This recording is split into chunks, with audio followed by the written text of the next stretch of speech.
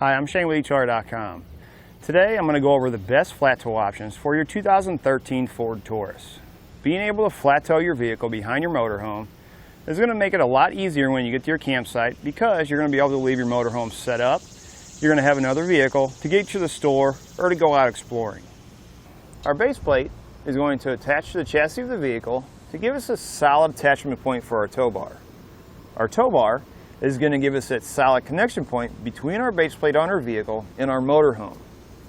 Our safety cables are going to be a secondary safety device in case our tow bar fails.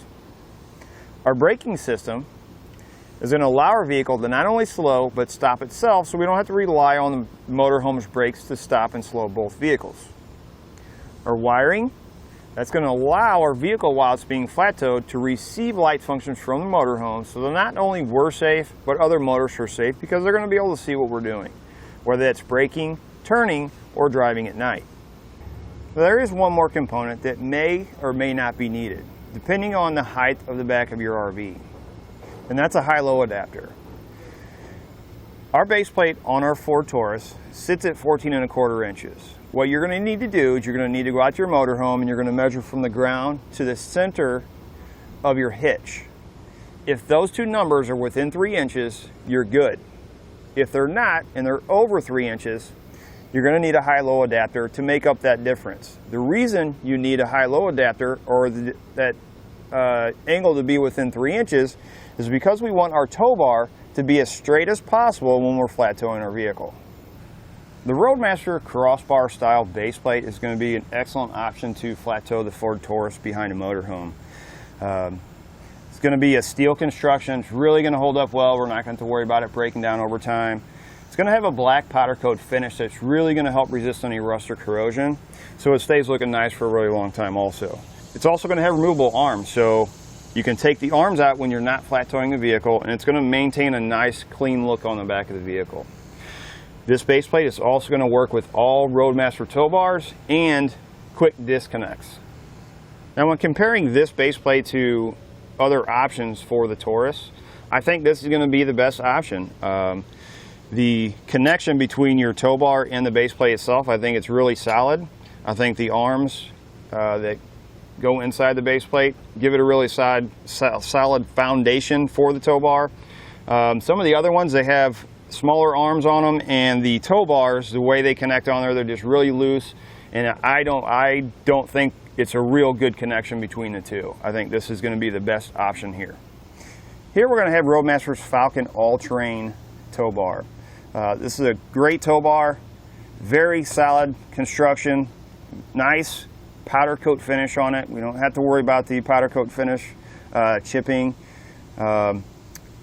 What's great about this tow bar is it's going to be a non-binding tow bar, 6,000 pound towing capacity, so it's going to work great for the Ford Taurus. What I mean by non-binding is we're going to have levers here, so if we park somewhere on unlevel ground, when the arm locks out, you simply pull this lever. Now, when you compare it to some of the other ones out there that may not have these levers, they're going to have a little pin on them, and you have to get a bar or hammer, and you got to hammer that pin down to get that arm to unlock. So this makes it very easy to disconnect from your base plate when the arms are locked out when you're on unlevel ground. Another nice thing about this tow bar is we're going to have channels here, and you can see we have our wiring and our safety cables ran through it. The reason that's good is that keeps your wiring and safety cables up off the ground. We're not going to have to worry about them dragging, and safety cables in your wiring is going to have a coating, so we're not going to have to worry about when we run those through that channel, we're not going to worry about the finish on the tow bar itself getting damaged. This tow bar can also be locked up into place. You're going to notice this little flap here and this large pin. We can store it on the back of the RV. You simply fold the arms in together. When you rotate it up, this is going to lock right inside of here. And you rotate them to the side, you can leave it stored on the back of your RV. You don't have to worry about taking it off and finding somewhere to store it in some storage compartment. This tow bar, your safety cables and your wiring are not going to come with it. If you're looking for a tow bar that has a few more bells and whistles, it's also by Roadmaster. It's a Nighthawk all-terrain. It's going to be black. It's going to have a nice durable finish on it. It's also going to have channels, but the channels are going to be on the bottom. And it's going to have LED lights that run in the arms to help people see when you're flat towing a vehicle at night.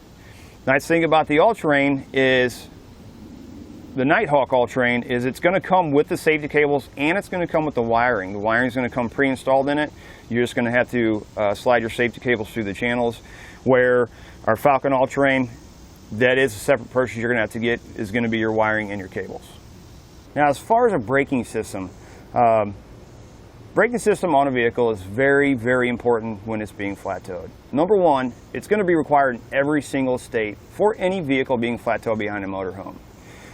Number two, it's going to save you a lot of money in the long run, because it's going to allow the vehicle to not only slow but stop itself. We're not relying on the RV to slow and stop down both vehicles. It's also going to have a secondary safety device on it, which is going to be a pin that if for some reason the car comes detached, that pin will be pulled. It'll bring the car to a stop rather than allowing it to bounce down the highway, causing damage to other vehicles or possibly hurting someone else. That being said, there are two types of braking systems. It's going to depend on your RV. If you have an RV with air brakes, I recommend the Air Force One by Demco. And it works directly off the air brakes on the RV itself.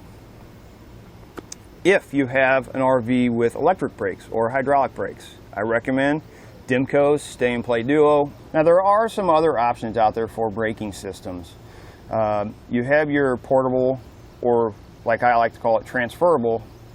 And what that is it's a large unit that you sit in the floorboard on the driver's side, and each time you do that, they work great, but each time you do it, each time you put it in there to flat tow the vehicle, you have to set it up. So you don't just set it in there and hook it up to your brake pedal. You actually have to hit a setup on it. The machine sets up, hit on the brake pedal and moves around, and then you have to find somewhere to store it afterwards. Again, it's a big unit and they're not very light, where with the Stay and Play Duo or the Air Force One, they're going to be a more permanent installation.